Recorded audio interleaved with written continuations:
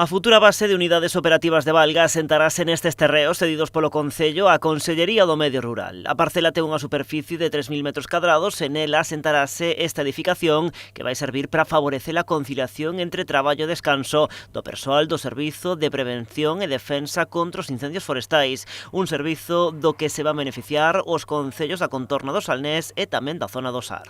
Un proxecto non para Valga, sino que é para toda a comarca, non a comarca do Salnés, sino que poden entrar tamén a comarca de Padrón, que dará servicio e que tendrá fijo no noso concello, en ese edificio que se vai a construir, pois as brigadas permanentes da Consellería de Medio Rural. Esta nova infraestructura conta cun orzamento de preto de €500.000. O resultado será un edificio de 2 andares con diferentes espazos e prestacións para todo o persoal da loita contra o lume. Vai a ter 2 plantas, non? Na planta de abaixo vai estar o equipamento e creo que tamén baños, servicios e dependencias donde poder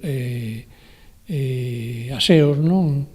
E despois na planta de arriba pois vai haber oficinas e vai haber outros despachos dos equipos que van a ter na parte de arriba.